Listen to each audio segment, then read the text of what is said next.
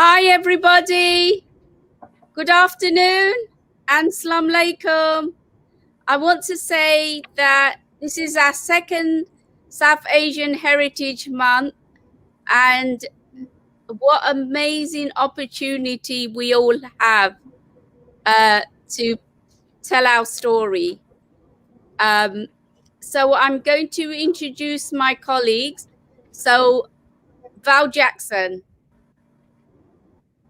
I'm a textile artist, and I use all sorts of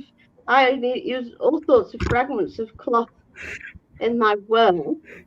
And I've also traveled. I've traveled to South Asia 7 times, so I have a bit of a obsession with the place, and also with its textiles, which I find probably the most interesting part of it. And I have amassed quite a collection of stuff from done in different techniques and information about those techniques. Yeah. And Val is very humble. She forgot to mention that her work goes all over the world, and she does amazing work that she, produces through using the sewing machine. And she writes all these amazing quotes.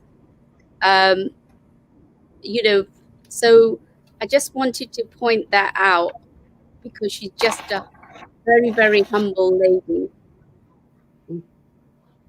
So we go on to Shabana. Shabana is one of our students, and she also did a textile degree. And she's going to talk a little bit about herself and how she found our heritage project, South Asian Heritage Project, the cross-pollination of design that is embedded in British design. Oh, you want me to talk about that now? Yes, please. Just a little bit about yourself. Okay. And we're having a very, relaxed conversation. I didn't, because there are people taking part who are from different parts of the world as well. So it's just a discussion, relaxed discussion. Shabana. Well, I guess, like Taslima says, many years ago I did a degree in printed textile design, and then worked for a couple of years, but then completely changed career. I currently work, for Rape Crisis, complete change. And I think just a couple of years ago, probably 2-3 years ago, I started to dabble again and get back into it. And around that time, I met Taslima. So it was kind of meant to be. And I think at the same time, I was part of an exhibition on Muslim women artists at the Whitworth Art Gallery, which was in 2019, before lockdown. So I guess it's kind of my interests got sparked again, after meeting Taslima and seeing the mill, and working at Rape Crisis, I've always kind of had a hand in it anyway. When we run groups, always, creative arts elements have always been there because we know how beneficial it is. So I guess I'm kind of just coming back to it and just dipping my toe in and out. I think Taslima would like me to dip my toe in fully and stay there, but I kind of dip in and out because I think that's just the way I work. When I really want to do something, and then I'll spend time, and when I don't, I don't. Yeah, Taslima. Okay. And then obviously, I took part in the project over lockdown, which was absolutely brilliant. But I'm sure we're going to talk. And we're coming to, just on that note, we're coming to that a little bit later on. Okay. So Shivangi. Hi. Yes. So I met Taslima during my university, during my master's. So I am back from India. So the beautiful part when I visited Manchester during my university time was that I have always lived around South Asian textiles and bred them uh, every day and night since my childhood. So probably when I came to Manchester, it gave me a different perspective and to look at it. You know that how they have been they have been a part of ourselves and heritage all around the world and not just India. So and that's how I connected with Taslima. Sorry, I have to keep the video off because there is some network issue, and I am really looking forward for the discussion. Okay, Shivangi forgot to say she is at the present moment in India, and she also is teaching at a university in India. I think you live in Delhi, don't you? Yes, I'm situated in Delhi, and I'm a textile artist as well. And Kantha is one of the technique which I use a lot in my art pieces, Okay, which is quite interesting. right. So what today's discussion is about the fragments of sari fabric that is scattered all over the world, and even though the sari pieces are from South Asia, and we are not given the credit that is from South Asia. So, you know, like there's so many pieces that have gone all over the world, and people are making kanthas using the kantha stitch and everything, but they're not saying where it came from.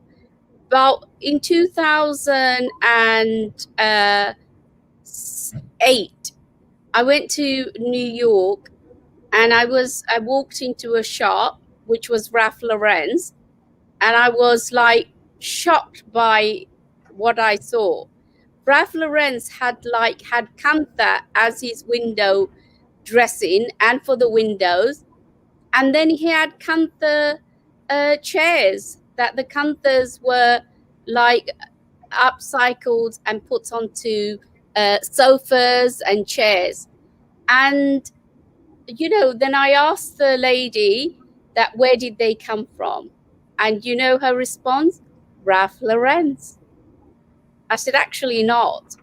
These are things that I've collected. I've been collecting kanthas for over 25 years, and I have a huge collection. I probably have the largest collection in the world. And you know that the reason I got into kanthas is because I wanted to have two the same, but that was just impossible, because when kanthas are made, like they are made out of recycled saris, and then they are placed together and made out of a blanket. They are used for babies' nappy, they are used for little babies' blankets, they are used for you know, when sleeping in. And one of the things, when I traveled to Bangladesh and I was doing my research about Kantha, I was really, really shocked. I saw a guy, he was in the middle of the street with all the hustle and bustle of, you know, of Bangladesh, how busy it is, and honk honk going on, the cars. He had a stone, and he had a kantha, and he threw the, you know, the kantha was thrown over him, and he was sleeping away. And I was like, you know, so shocked by it, and I was excited by it, because my mother-in-law, she has loads of kanthas, and she throws it over her head and goes to sleep. So one of the things that I discovered is that doesn't matter how rich or poor you are, or if you're a billionaire, you have a kantha, and the rich people have the kantha tucked away underneath their pillow, and the, you know, the ordinary guy carries it around him wherever he can lay his head. And I've seen them when I was traveling in Bangladesh. I saw them, people threw them in the river and like washing them, and it was one of the most amazing magical sights to see that how they are, you know, been in everyday life, every walk of life. They are there. And and I've watched women just throw the 3 layers of fabric down, 4 layers, and all the design is coming from their head.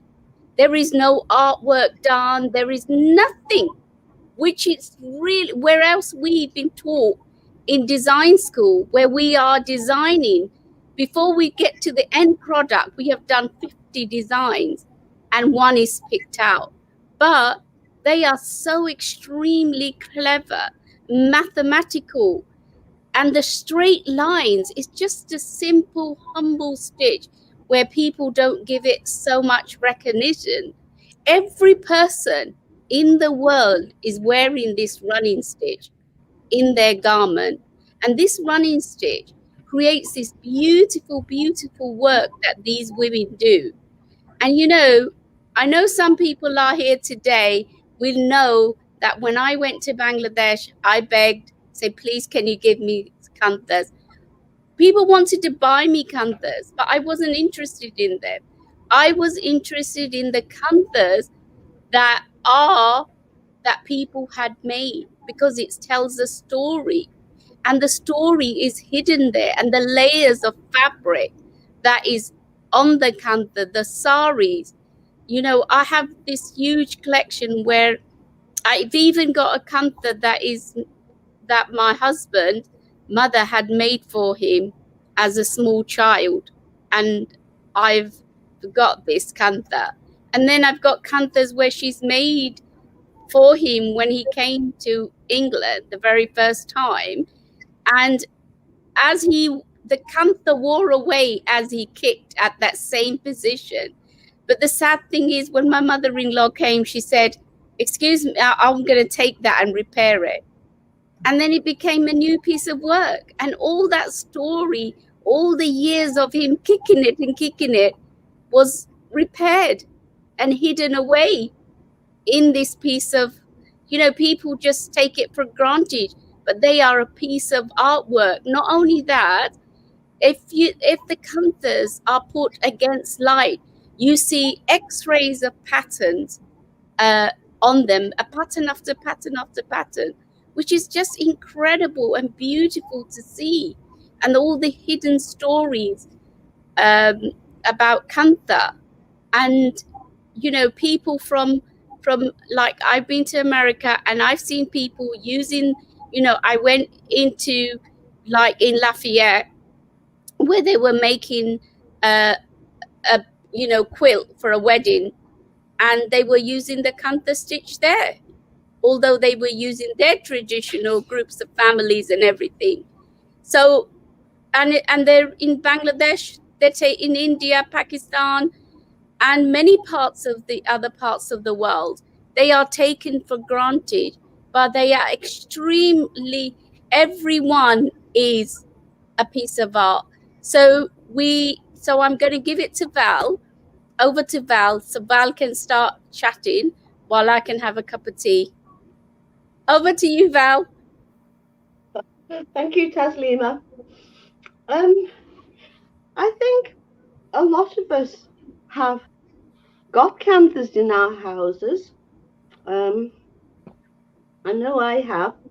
I've got my kantha scarf, and this scarf has been made out of an old recycled sari. You can tell it's a sari because it's got the border pattern that you usually get, and also the pattern part at the end, which you throw over your shoulder, which The pallu. the palu, yeah, which is more decorative, because it's going to show on the front of you if you're wearing it as a sari. These are actually made as using recycled old cotton saris. This one's made from two, one on the front and one on the back. But they're not necessarily always like that. Sometimes pieces of different ones are incorporated, but you can tell this is an old recycled piece because it's still got the warm patches in it. And Taslima, eagle-eyed as usual, actually picked out a hole and said, why don't you mend that hole? And I said, well, it would spoil it for me, no, because the hole is part of the life it has lived, wherever that was. And the wear is part of the memory in that fabric. And I think I would rather just keep it. It's not doing any harm. It's fine. But the cotton, because the cotton was already so old when it was made into something, it's lovely and soft and comfortable and warm if you want, it's cold weather and you want warm. And because it's so soft, you can just wrap it round in any way you want, and it's having another life as a useful garment. And I've also got a jacket. I actually got this. I got these from Jaipur in India, and these are also warm. These are also made from old recycled cotton saris, and I have watched ladies sitting down on their sort of blankets on the ground, going over and stitching these things together by hand, doing their kantha, their running stitch, all these lines of running stitch. If I was doing it, I would have to draw the lines first, but they're so used to it that they don't need to. They're not even thinking. They're chatting to each other. It's It's incredible. And this is all hand done, apart from the binding around the outside, which has been put on with a sewing machine. But you've got two saris here. You've got a green and red one inside as well, and they're both old and soft and faded, and they're both traditional. They're block prints. They're all block prints. This one is a resist print, I think, where it's been dyed with the browns, and then the rest has been put in on an area that's been done with a resist. But this makes a nice, soft, warm, comfy garment for the winter. These things are nothing special. They're not expensive, but I just think that they're very, very nice because they're continuations of Val, when you bought yours from Jaipur and it was in the Indian currency, but the one that I'm wearing, that's from Selfridges, and it's absolutely expensive. But they're in all walks of life, and all kinds of shops. But what I found is that they don't say, and this has got a British label on it. It doesn't even say made in India. But as Val and me know that it is, because it's our recycled sari and the stitches and everything. Well, this one cost 400 rupees, which is just over £4 at the time, and it's got all that hand stitching in it, and I just think that's a beautiful thing.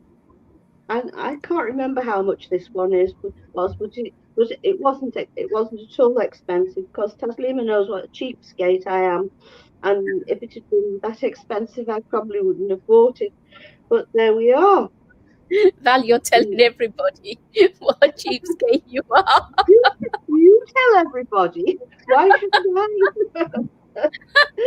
Val, would you like to show the fragments of saris? Oh, yes. Can that I just you have. can I just say something while Val's finding that? What would you say is might be a daft question, and I don't know who the audience is. What is the definition of a kantha? Because I remember when you started talking about it, Taslima, and to me it was like, I don't know what a kantha is. And then when like what's behind me here, I was thinking, because I'm quite surprised that it's actually anything, isn't it? Anything Yeah, well, that's recycled. yeah, Is but that the right definition for it? no, the because I've been doing my research for a long time, more than 25 years, and also I started very young, but I have this expert. I was working with her, but sadly she died, and she was 96 years old. But the thing is, it's a Cinderella story. We couldn't find evidence of it, that how it began. She couldn't find it. I couldn't find it. I haven't found it in any books. But we do know that in Tipu Sultan's armor was made out of kantha stitches, this running stitch. And I think they use this running stitch, the simple, humble running stitch. It's actually very strong when the fabric is put together. Yeah, so it's not like when you put these stitches together, these fragments of very delicate fabric, because the sari fabric is really delicate. It's very old and worn away, but when you put 2 or 3 layers together, they actually very tough. So As you is know, it always sari fabric as well, though? Is that what the original kantha is? Or I can it think be yes, originally it began with saris, but Tipu Sultan's was made out silk saris, and it was like it never used to penetrate any the knife, and that's why he used that. And as you know, silk is very strong, because it's like, I wear silk, and when I try to put a headscarf, the pin just doesn't penetrate. Sometimes I have to give it quite a few times tag at it. And the kantha, it originated from Bangladesh, Pakistan, India, and I would call it South Asia, because we were one big country, and then 74 years ago we were divided. But we all have different all parts of South Asia, they have different techniques, and every village in Bangladesh does a different design, different artwork. And in India they put animals and cows and lots of other motifs on. Can I on the add something to that, Taslima? Yeah.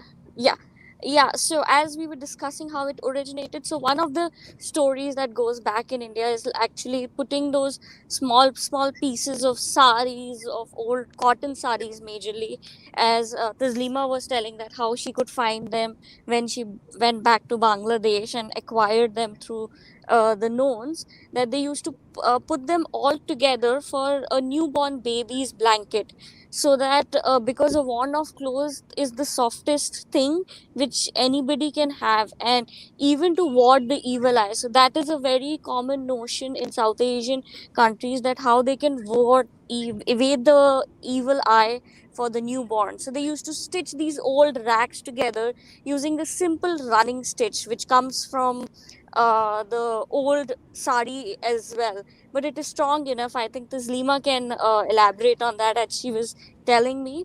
And they used to just put down the imagery which they used to see around themselves in villages and around them, so it had a more personal touch.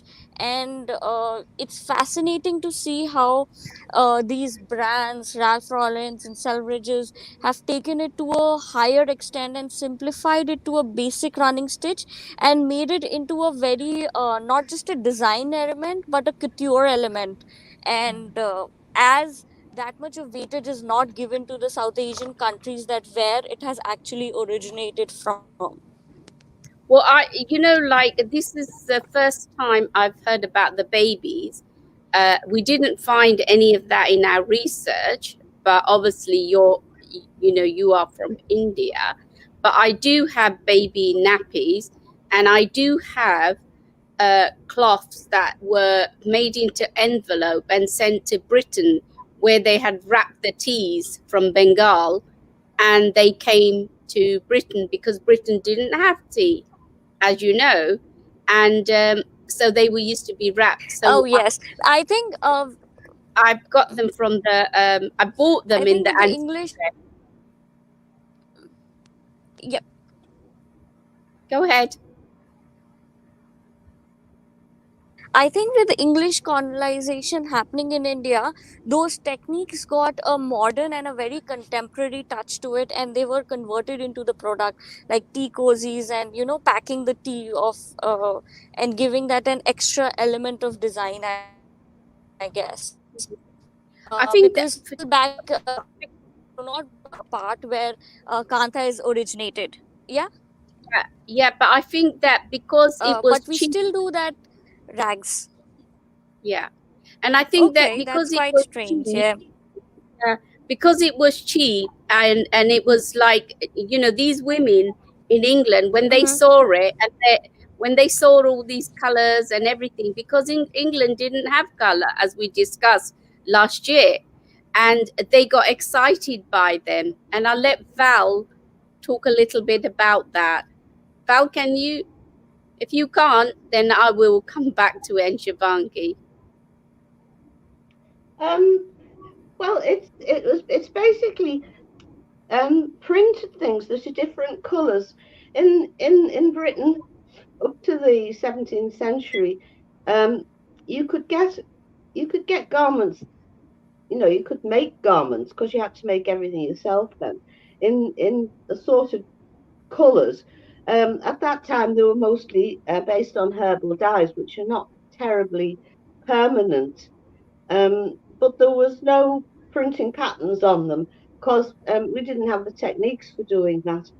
And they were um, discovered by Europeans in the south of India, um, and before being brought back to Britain, um, and the rest of Europe, of course.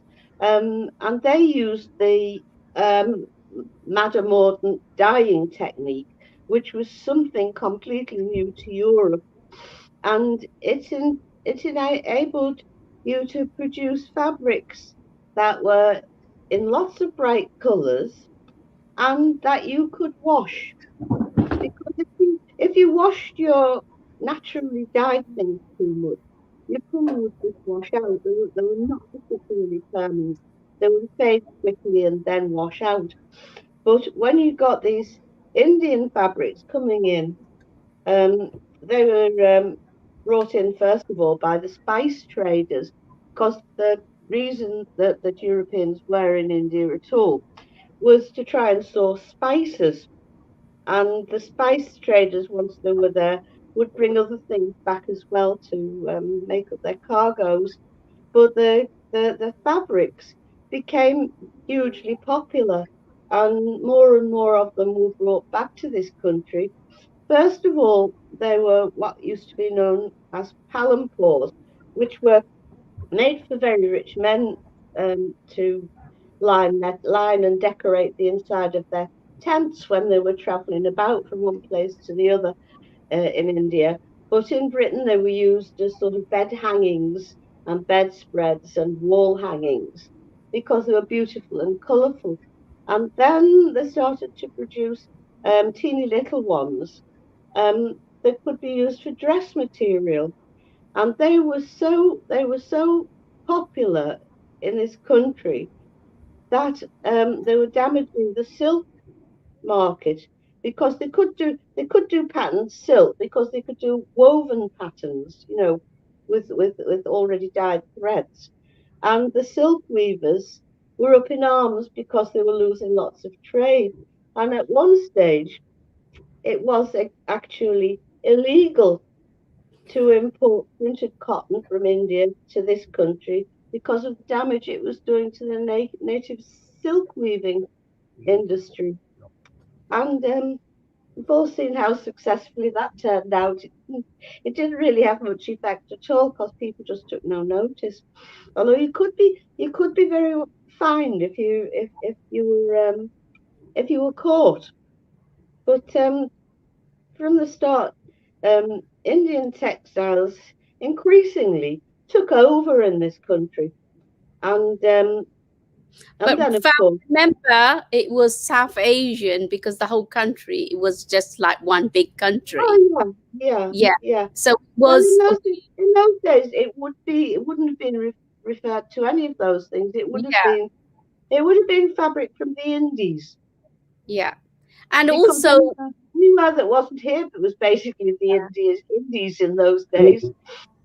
And also these fabrics, you know, these little kanthas that things were wrapped up in, when they were taking things from South Asia, they would wrap them in because they were cheap and quick and they were soft, and you know, they are like you know, the things that we wrap, bubble wrap, that we wrap the clothes, we wrap our items and cockeries and news, so they would be wrapped up in this and they would come to Britain.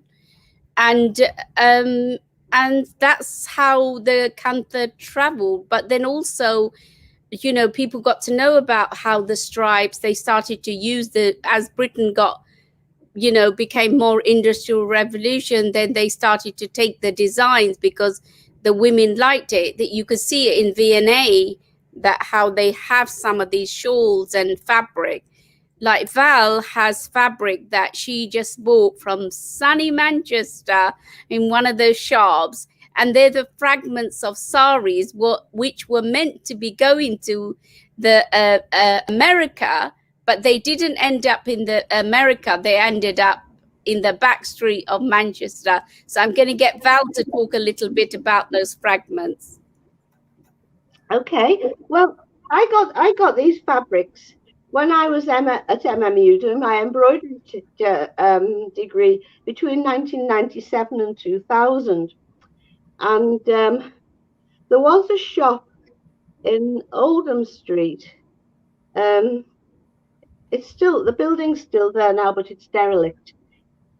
Just to stop anybody going looking for it, because it doesn't exist anymore. But they used to sell these packs of small pieces of fabric. You used to get 12 in a packet, and they were advertised as scarves, but they're too small for scarves, really. But what they are pieces of beautiful old silk saris. These are all pure silk, and they're done by all different techniques. But like most of the ones I've got here are hand block printed. And obviously there were problems with them because these saris were old and they were worn out, so you couldn't really use them as scarves. But they became very popular with people who used textiles as an art, basically, because they're so lovely. And my work that I used to do then was all about wear, about how time wears away your memories and they change with the passage of years. And so these fabrics were really useful to make part of that. Some of them were so old and so worn and so brittle that I could actually crumble them into dust with my fingers. Taslima and I have discussed how old these are, and we reckon, I actually reckon they came from the 70s, you know, when they were printed. But Taslima reckons they might actually be from the 60s. The reason I say they're from the 60s because it resonates with some of my kanthas that I have, with Yeah. the Oh, well, that's and very everything interesting. that are Honestly, from yes. the 70s.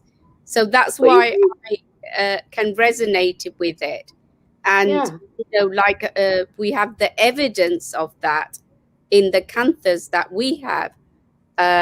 Whereas, you know, but these fragments, I've also seen fragments like this when I visited studios in America, but I didn't realize they are the fragments of saris, but they had them in the studios where they were taking the designs from them and then putting it into fabric designs.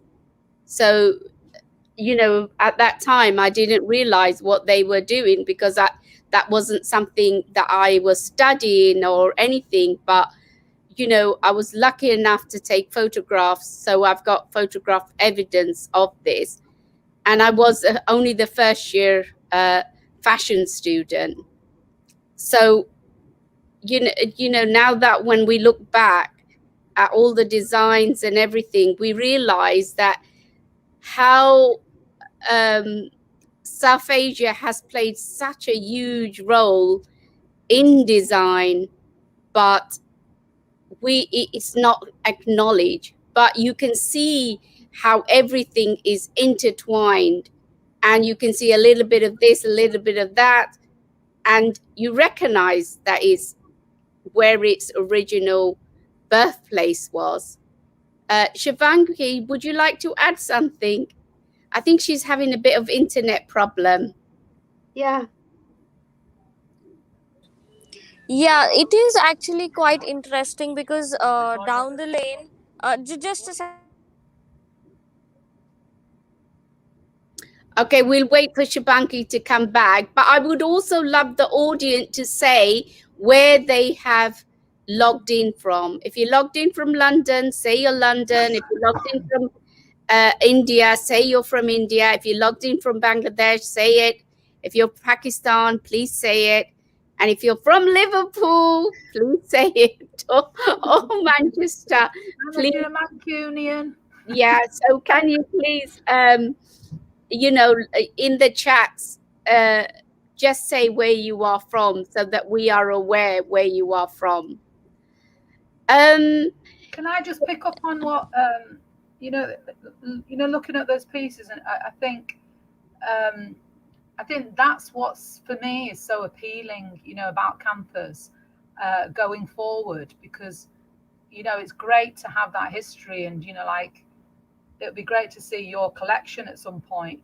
But going forward, it's look at my collection all over. I have them all.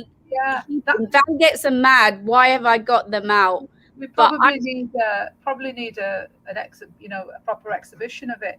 But going forward, you know, for people that want to create, I mean, you're notorious, aren't you? You keeping bits of cloth and everything, and we've stopped giving them to you because we've realised the value of it.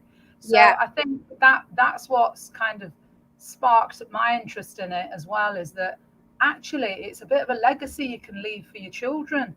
You know, you can create things from your old clothes, your mum's bits of clothes, you know, and create a beautiful piece and then pass it on. So I think that's the great thing about these for me. Well, I think like Numan, my husband, he's been very fortunate and very lucky because, you know, because I've taken so much interest in the kanthas that Numan's mother, she got everybody to try to give me kanthas. I think people were really, really fed up, and I think some of them on the audience today, please collect kanthas from me. I'm coming for them.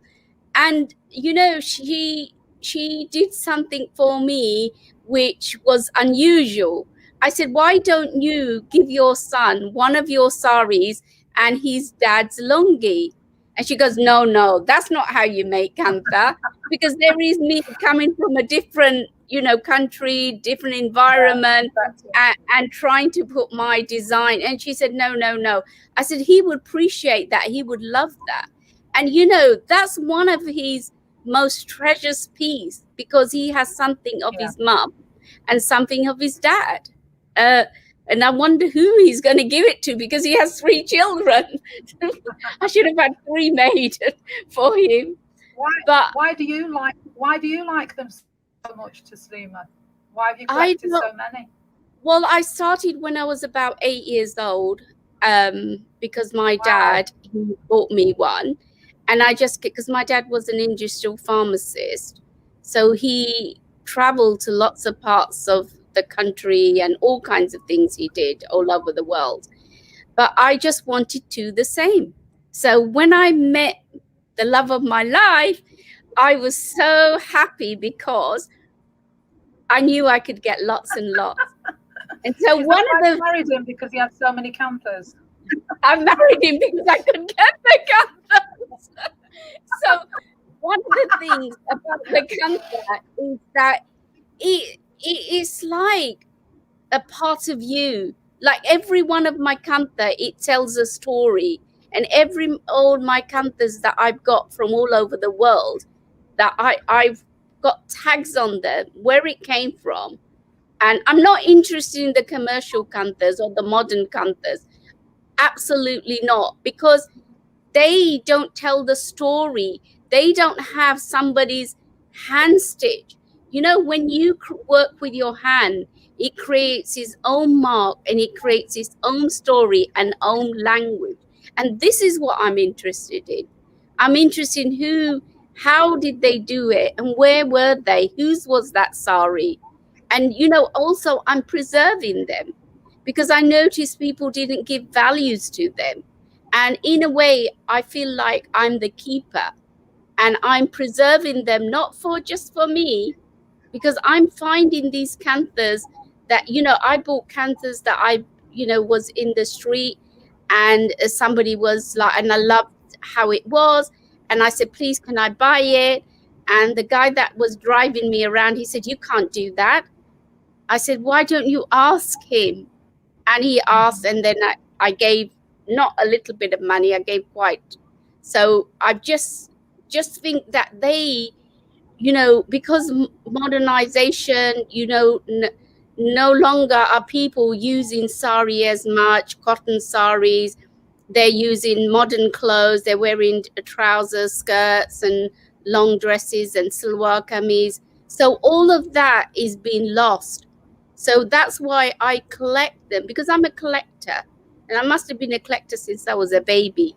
Because I think that you've had it's probably a plot then, isn't it? This project that you did, so you can collect even more. Yeah, project. Yeah, because you know, maybe we should talk about that as well.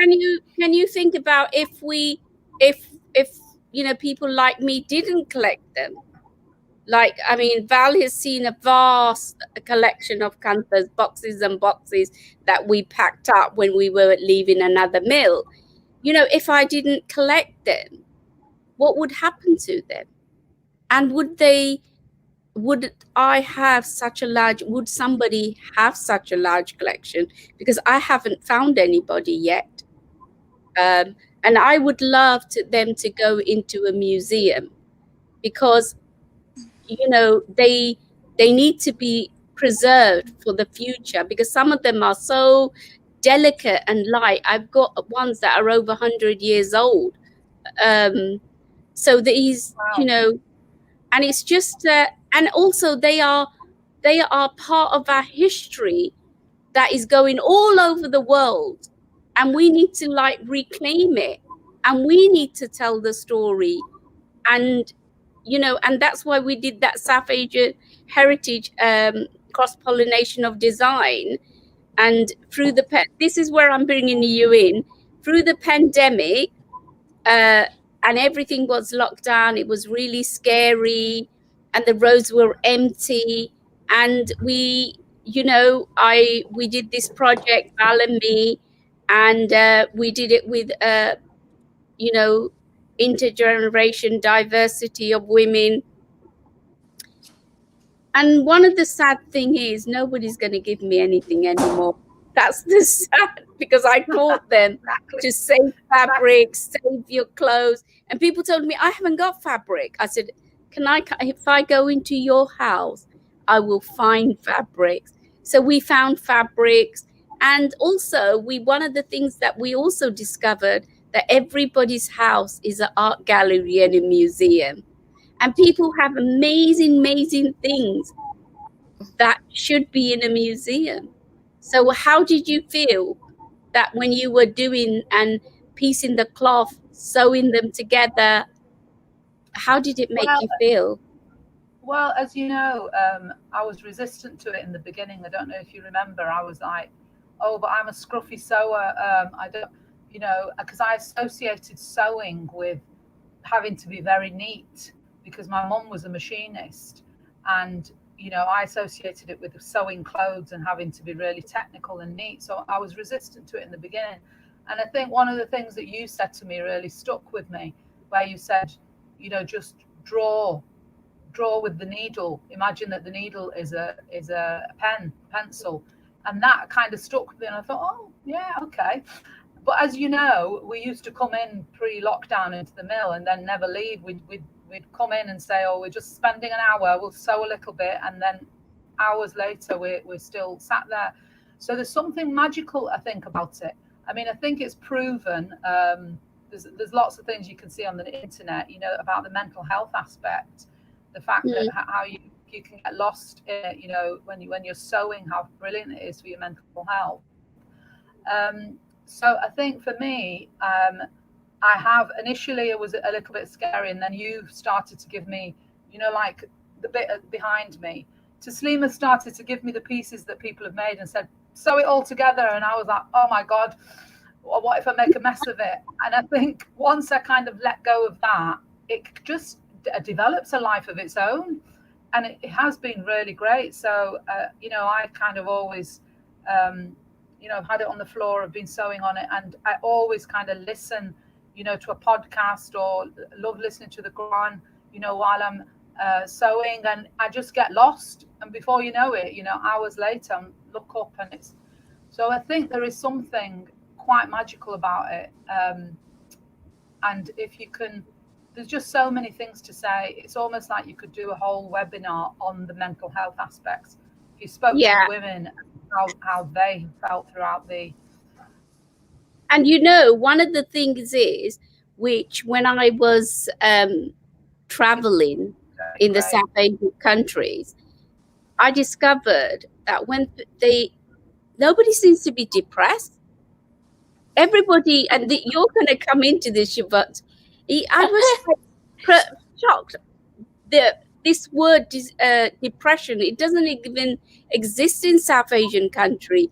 Is it because they sew? Is it because they're so busy that they don't allow any of these negative thoughts? Because when we were doing our MA, Val and me, and one of the girls had gone to India, and she says something like, oh, the lady wasn't talking, I think she was depressed. I was shocked. I said, I don't think so. I think she was just having a quiet moment, because these ladies are not depressed. They don't even know the meaning of it. There is not a word in South Asian countries that meant that you're depressed. So could you come in and tell everybody, Shabana? Oh yes, definitely. Because I think the process, because I think all of you would agree to that when you're doing embroidery, like if we forget about kantha in particular, or a running stitch, when you are doing embroidery, or when you're doing something in a continuous motion, and it is the kantha stitches, if you all see your pieces, even though they are in a straight line, they have that human touch to it. Some stitch might run here, some stitch might run here. So that means that they have acquired that skill by practice and through age as well. So the work which is being done is more of an intuitive work. So when you keep on doing that rhythmic action of sewing, and you're doing it and you're doing it, it is actually kind of a meditation. So and I think Taslima is actually right, because whenever I want a peace in mind, like I live in a joint family, and whenever I want a peace of mind, and I have a space of my own, I just sit silently and sew something or embroider something. So that just takes me off everything. So I think that is absolutely right, that when Taslima says that no, she wasn't actually quiet or depressed, he was just having her own silent movement. That is actually very true. And just going back to the small point where I missed my connection of Shabana, I think mentioned about the heirlooms that they are passed. So in India, not just Kantha, a lot of traditional textiles, and I believe not just in India, all across Bangladesh, Pakistan, all the South Asian countries, these textiles are actually kept by our grandparents and their parents to be passed down as heirlooms. So if I just open my mother or my mother-in-law's cupboard, they're filled with ample amount of saris, and uh, each sari belongs to a particular state. They have their own story, not just about the weave or the craft, but their own story, which adds a personal touch, and they make it a very different than which you can just buy it out of a boutique or a store. Which Taslima said, that each piece which is owned by somebody or is worked by somebody personally has a story rather than produced commercially. So we have converted them into even South Asians have done it, because we have, so the artisans have to start selling them commercially, otherwise they cannot earn that much and to survive in the world. So instead of actually going into different jobs, coming to cities, becoming an engineer or something, they have to go into the commercial aspect as well, so that they can earn their living and keep the craft alive at the same time. So that is also very important. So there is like a very small hairline which is dividing both the two, but keeping both the things alive at the same time. Yeah, because in Amrabad, I know my lecturer, Anne Morel, Mm-hmm. she is working towards saving, but it's from the British point of view. But Okay. as South Asians, we need to preserve and we need to learn about our history and not think that they become a takeaway society, because there's so, I mean, people, when I went to Bangladesh because of Noman, when I used to see the stuff, I used to say, wow, that's absolute. They used to think I was nuts. They said, I heard people say, oh, I think she's a bit, but it wasn't. They couldn't understand the love of these. I mean, some women used to have these amazing saris where their great grandmothers and things like that, and they used to bring it out to show me and said, oh, it's old. But I said, do you know what you have? They have gold, pure gold in them, or silver, or the way they were printed. And one lady, and she's from Bangladesh, she said her grandmother's mother has got the sari that goes through the hoop. And I said, wow, that's just incredible. I want to see that. Can you imagine? That's like thousands of pounds. How much would it be valued, Val? Probably more than $1 million. And this is hidden away in Bangladesh, in Russia, in a place in Russia, which is just like, can you imagine the museums would go mad? There are near Agra. Sorry, go on, Shabana. Oh, no, sorry, Shabana, to cut you in. But when you were talking about the hoop, so there is a place near Agra where they actually weave carpets. Whole carpet can actually go through the hoop, not just the sari. So that kind of fine finesse craftsmanship actually also exists, which is just commendable, I must say. Yeah, because it's from a special plant,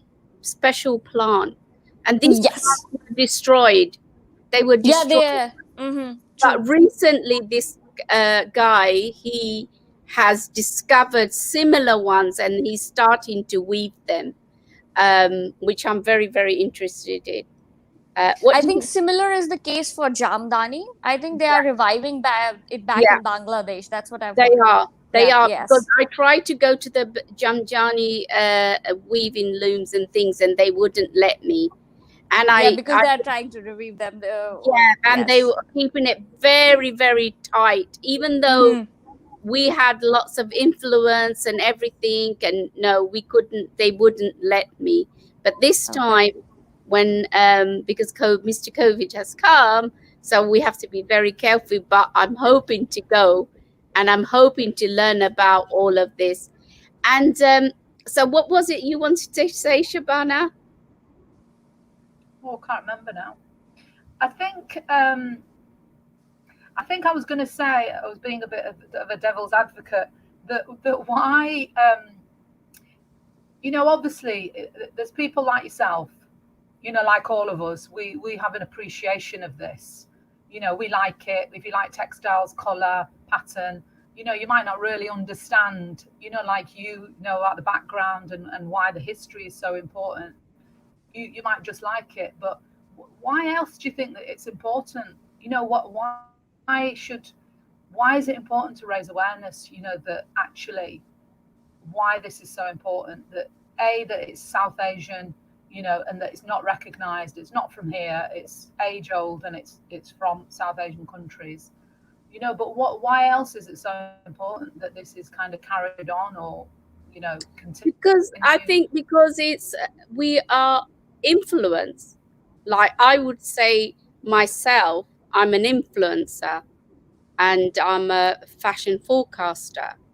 And if we don't preserve this, then our story is lost. And little by little, story is lost. I didn't know anything about the partition until I got involved in the museum, Manchester Museum.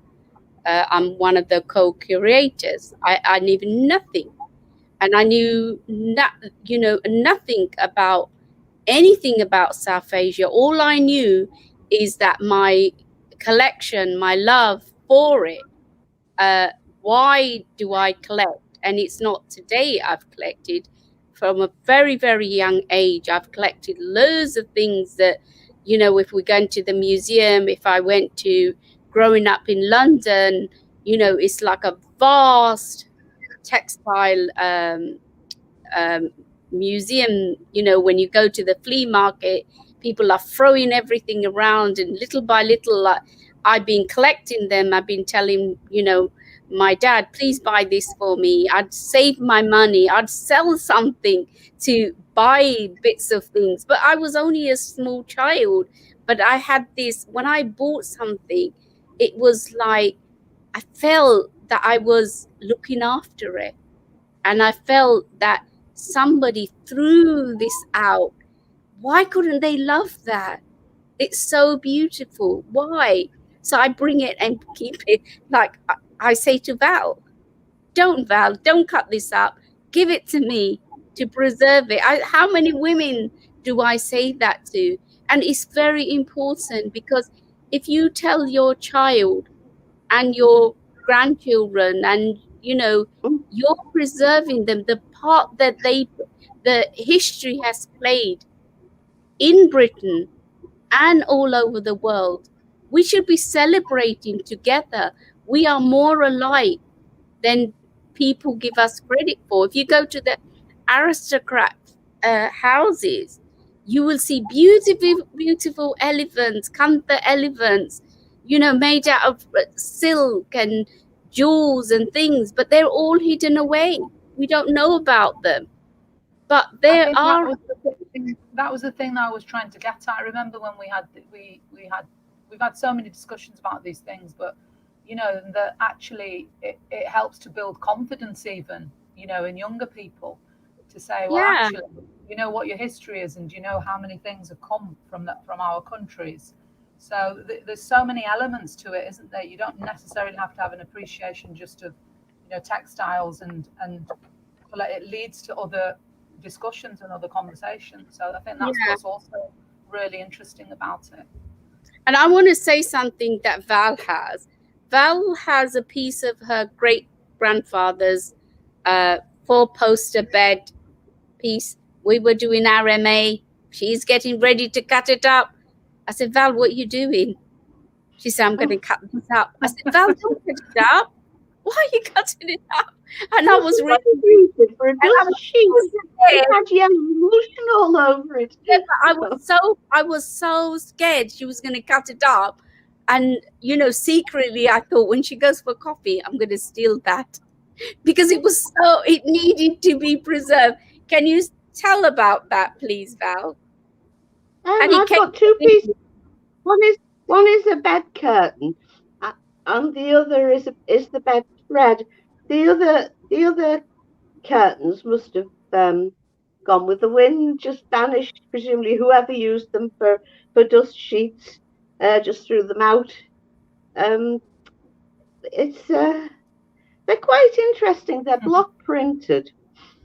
I would say that they're probably early 19th century because they're starting to use chemical printing substances, but they're not advanced.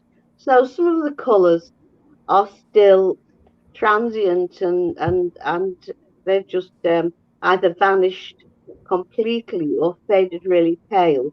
But some of the colours, like the pink for some reason, has remained really strong, and yellow has just vanished, and green has just vanished. But you can see when you look at them closely that they have been block printed, and they are English block prints. They're not Indian. They're not as fine and detailed.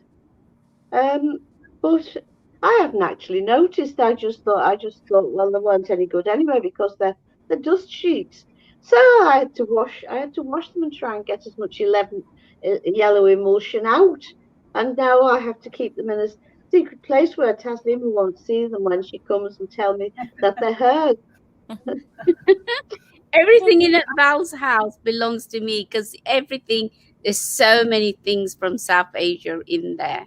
So many. We're running out of time, Taslima, but was Val not going to show us a couple of more pieces? Do we need to have Yes, she was. And I just also want to mention that Val is the chair of CDM and with the co-founder of CDM as well. Right. Show your pieces, Val. Me and Shabana watching and Shabana into your I house. got my kanthas when I was learning Kantha at college. I actually did them with these pieces of fabric, and these are out of these bags of assorted fabric that I got from what we call that smelly shop in Oldham Street. Val, can you also tell everybody how they were that little packet that you've got that says it was going to America? Well, I think it's been a rejected export order. And it says parcel of 12, $14.95. So I do not know where all this was between the 60s when these things were people's saris and you know they wore out and were made into these things and when they turned up in Manchester and how they did it. It's one of life's little mysteries. Judging by the degree of rottenness in a lot of the silk, I think that they have been in a very old damp warehouse for quite a lot of their time, rotting quietly in a corner. And then somebody has decided to send them to Manchester, and or it could be a Manchester warehouse they were rotting in. I don't know. I have no idea how they got from one place to another. Just that they are some of them were so rotten they just crumbled between my fingers. But they're lovely to handle and work with. And I've got my own kanthas I made while I was learning using these. At that time, I didn't actually know that you used old pieces of sari to do them with. So fortuitously, I did the right thing. I don't know. Absolutely, because there must be lots and lots. We're coming to an end of our discussion, and and I want to say thank you to everybody that joined us, and I want to say a special thank you to Shivangi, because recently she had a baby, so she's got this little baby behind her. So and we're very Thank you. grateful for her to join us in our discussion. And I want to say a big thank you to Shabana, who's You're welcome. Who's Pleasure. always stitching away, and then Val. I want to say big thank you to Val as well. And I want to say something about the Kantha as well before we go, is that one thing that was absolutely amazing is that these Kanthas, not only are they recycled fabric, recycled sari and being preserved and everything, but even their threads are taken from the bottom of the sari and put in the needle and stitch. And I found that there's nothing bought apart from the needle. Really fascinated. On that note, I want to say thank you to everybody. My audience, please collect more canthas for me. And thank you very much, everybody. Thank you, Shivangi. Oh, Bye. you're welcome. Thank you for inviting me. Bye. Thank Bye. you, everybody. It was a Happy wonderful South discussion. Asian Heritage Month to everybody. Okay? All right. Yes. Bye. Bye. Bye.